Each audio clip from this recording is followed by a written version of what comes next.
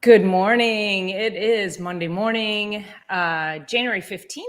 We are here for another episode of Reset Monday.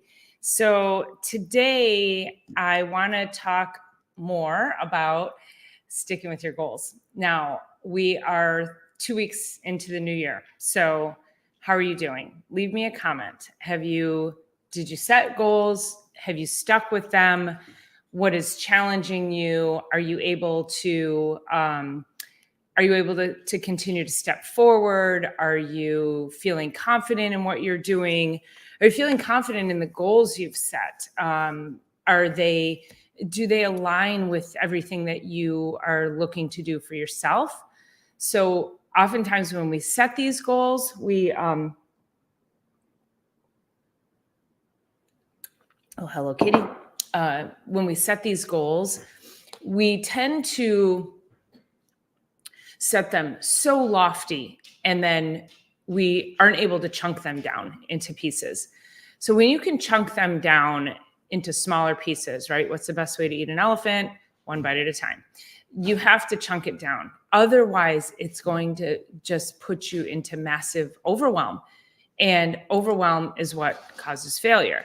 So there's a small percentage of people, I think it's like 23% of people, who just give up on their goals and the resolutions after the first week and never go back to them. And then some 90% will give up within a month. So by February, everybody's given up on the resolutions. So really important that when you are setting goals, setting resolutions, that you have an understanding of why you're doing it. Is this something that you really want for yourself? Are you passionate about it? Is it going to change your life in a way that you have, that you've been wanting to make some changes for a really long time? And let's see here. There we go. Okay. Have you been wanting to make these changes for a while now? What has held you back?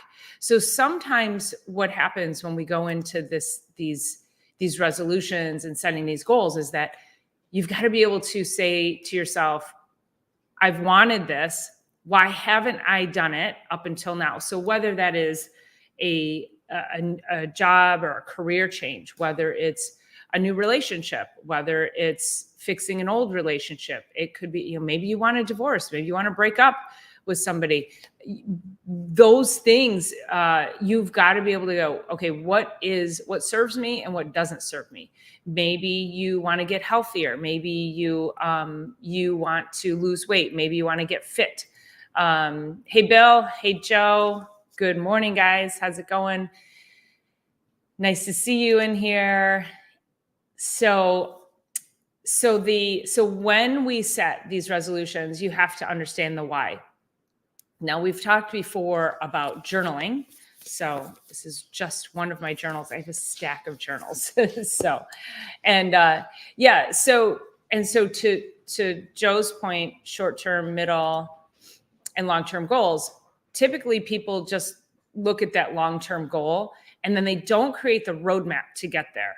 So the short term, the middle term gets you to the long term. So this is where the chunking it down comes in, is chunking it down into smaller little pieces so that you have a roadmap. You've got to create the roadmap for yourself. Now, there's no one right way to do anything. So you have to figure out what the way is for you. So let's just use weight loss, because that seems to be the big topic of conversation in the beginning of the year, is that if you want to lose 10 pounds, good morning, Kathleen, welcome in. If you want to lose 10 pounds, what's that going to look like for you? I could tell you, go to the gym, which I think everybody needs to be lifting weights, period. That's kind of there is one right way to get, to build muscle, and you do have to be lifting weights or doing a lot of physical labor or physical work. So, but maybe, maybe you tell me, well, I can't, I have a shoulder injury or something like that. Okay, well, let's start with walking. So there's different ways, or maybe I tell you, why don't you start doing yoga, which I also think everybody should do yoga because of the flexibility portion of it. But you're like, oh, I can't do the heated room. My body just won't respond well to the heat. Then you got to find something else. So find something that you're going to stick with, and also getting accountability. So accountability comes in a couple of forms. Accountability is going to come in the form of a human. So another human that shares the desire to do something like you, so that you can work together. So that accountability partner is somebody that you're going to be able to call, send a text to, ask questions of, hey, I'm struggling with this. Can you help me out? What would you suggest? Or, gosh, I'm at the restaurant and they just brought the dessert tray by, no, pass it up, right? Or, maybe you have like the sorbet instead of the tiramisu. It's a hard choice, but I get it. So getting a human, another human, a friend, a colleague, a spouse, I think there's nothing better than a spousal support. If you are doing things in your life, again, like if it comes to fitness, if you want to get healthy and your spouse doesn't, you have a problem. There's a big problem there. You and your spouse should be fit together. You should be able to be doing things together that bring you strength and health and wellness and longevity together. I can't tell you how many people I work with, and they say, and it's mostly women. They say, oh, I don't have my spouse. My spouse doesn't support me in this. No, my spouse, is going to do what he wants to do. He thinks I'm crazy. I have actually a man who's been a patient for a really long time, having some stenosis in his spine, does not want surgery. I firmly believe that if he hadn't been a patient for almost 20 years, that he probably would have had surgery long prior to this. But we're throwing everything at it. And one of the things I told him, I said, we got to get some weight off of you. And, he's probably got, 50, 60 pounds, and it's all in the front. So a lot of stress on his spine, a lot of inflammation. And he says, well, you got to talk to my wife and my daughter, because they're the ones that do the cooking. And I'm like, that's not an acceptable answer. So I told him last week, I said, we're just doing this. Okay. I'm putting you on an eating plan, and we've got to get this weight off. He was like, okay. So and if he's not the one doing the cooking, the family has to be on board. They must be on board. So I actually then told him, I said, I'm coming to your house and I'm going to help you guys, which is a TV show I've always wanted to do, actually, is, Raid Your Kitchen. And I think that's a good name of the show, Raid Your Kitchen. Come in and just strip it down, throw away all the things that don't serve you. And then we go shopping and we stock it with all the things that do serve you, and I show you how to cook a good, healthy meal. So I think that's a really important piece, is having that personal accountability with family.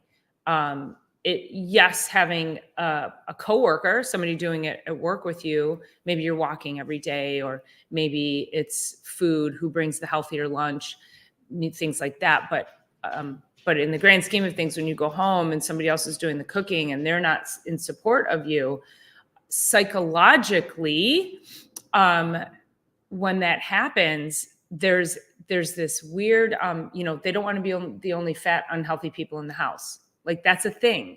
Okay. This is kind of like, the Munchausen syndrome by proxy, right? You deliberately make your child unhealthy because it gives you someone to care for, right? So we have to break past people's addictions and psychological barriers. And you have to be the one, if your health is at risk, you can't say to me, well, I can't do this because my spouse cooks, or my daughter cooks or whatever. That doesn't work. It does not work. You are the one in charge. So you have to take a bigger stand. And I firmly believe that he needs to go home and demand that his family does the same, because they're not healthy either. So really important that we get the whole family on board. So that's accountability within the household. The other piece of that is, and I keep talking about journaling. Okay. So making sure you have a journal. Why do I love the written word so much? When, I'm a techie geek. So I do love my computer. I love the notes on my phone. I use a lot of reminders on my phone. I keep lists in my phone of great video topics, or what am I going to talk about on Reset Monday? Who people I want to meet, how I'm going to do my social media. So a lot of those tasky kind of things go into my phone on my, to help remind me. And then Kathleen, it's shorter to cook. Just keep it healthy, Kathleen. But then other things when it comes to brainstorming, ideas, I'm trying to work out a problem, or I'm trying to create a marketing campaign or something for my office. It goes in here. And the beauty of this, or successes, right? So at the end of the day, 3 things go in here to remind me of what did I accomplish for the day. It could be something as simple as I got up in the morning, right? Like, it doesn't have to be complicated. But the beauty of this is that this becomes your reminder of your successes. And one of the reasons that we fail so often is because we forget that we've actually accomplished something. I keep saying it, 3 steps forward, 1 step back is still forward progress. So the beauty of the journal is you're writing it, you're seeing it, and those 2 things alone, the more you can bring in the written word with the more you can bring in different senses, the more you're going to connect to the words you're writing. So let's say every time I sit down and write, and as I'm saying this, I'm like, this might be actually a really great idea. Let's say every time I sit down and write, and to be creative, I'm going to put orange essential oil in my diffuser, and then I'm going to write. Now I'm bringing in my sense of smell. I'm bringing in visual. I'm bringing in kinesthetic. Kinesthetic doesn't work the same on a typewriter, because you need to be doing this. This is a different neural pathway than typing. So the more things that you can bring into your neurology to set it into a place that you can then go back and reread, or you say it out loud. Now you've done, you're hearing it, you're writing it, you're seeing it. And then if you have I'm going to do that. I think I'm going to add that. I like the idea of adding that scent, what's the scent of success for you? There's something every time I smell orange essential oil, it really is uplifting. I connect with it. My brain does something. I have been taking my orange essential oil to yoga with me, and putting a little bit on my, I wet a cloth and I put it right on my mat. So I'm smelling that during class. So I think, bringing in as many senses as you can, and then you can read it. Your evidence, this becomes evidence for your success, so that when you're starting to feel frustrated, you can then go in here and you go, oh, wow, actually, I've been doing great. If it's a weight loss thing, then maybe you put, you track your weight in here or your measurements, but make sure you have a place that you can look back upon and see exactly what you've done. What have you accomplished? It's so important that you continually remind yourself how amazing you are. So Joe says, got my skinny taste meal planner, like to write stuff down and leave notes in front of me. I mean, you cannot, in my opinion, I think there's a time and a place for anything digital. but we cannot replace the written word. This is kind of like also, do you remember walking into a bookstore? And it's rare to find a bookstore anymore. But what was it about? There's something about books, that physical handling of books.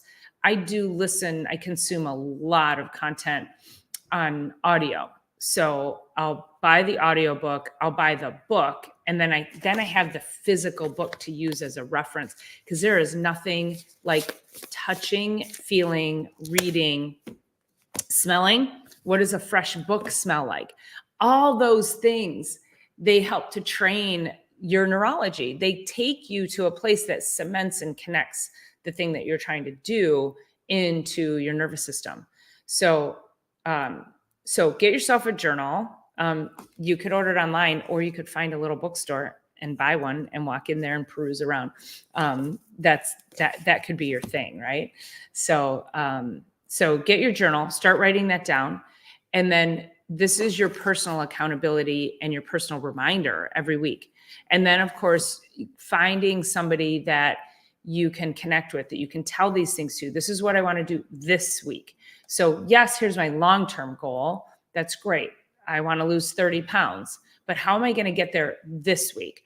I'm going to walk 5 miles. I'm going to go to the gym twice. I'm going to do some calisthenics. I'm going to do yoga, whatever, and don't forget about meditation and breathing. Those are very important pieces to getting healthy. So making a list of all of the things that you need to be doing in order to accomplish what you need to be to get to your long-term goal. What are you going to do in that week? What are you going to do in that day? Really schedule this out. And that's where you see the best progress. This is great. The coffee smell and Barnes and Noble reading books that I can't afford to buy. I mean, I have so many books. It's crazy. Oh, I think we had this conversation about, I was ordering a book and Courtney said, it was like something about radishes and tomatoes. I ordered it. I haven't gotten it yet. I don't think it's going to be here until like early February. I don't know why. But she said, oh, you can buy the book used. And I'm like, I do not buy used books. I do not want anybody else's smell on my books. That's so, and yes, bookstores and libraries. Oh my gosh. I haven't sat in a library in forever. But yeah, the best places on earth. So, all right, you guys, that's all I have for you today. So next week, I want to know about what you're putting in. I want to know that you got a journal. I want to know who your accountability partner is. And I want to know if you need help getting your family on board. What is it that we need to do to get the family on board? Now, don't sacrifice yourself getting the family on board. If a family doesn't want to be on board, then you can't go into the fire with them. But let's put your oxygen mask on first, and then we're going to work on getting them on board as well. Okay. All right. If you like this, go ahead and make sure you subscribe. Make sure you give me a thumbs up. And I'm so close. I've been stuck at 985 subscribers since I think January. So please share this out so we can at least get to 1,000. And I will look forward to seeing you on Thursday for Chiropractic is Sexy.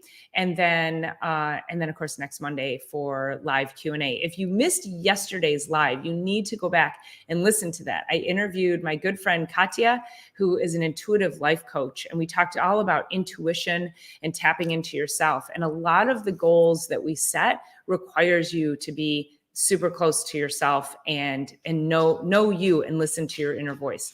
And then, yes, I want to see the meal planner. And then also, Joe, what is the topic for this week? Make sure you go and subscribe to Grow Big TV. And when you live again, I think Tuesday night, Grow Big is live, Tuesday and Thursday. So okay. See you guys. Have an amazing week, and we will chat soon. Thanks, Wild, for sharing. Appreciate you guys being here. Okay. Love you so much. Talk to you soon. Bye.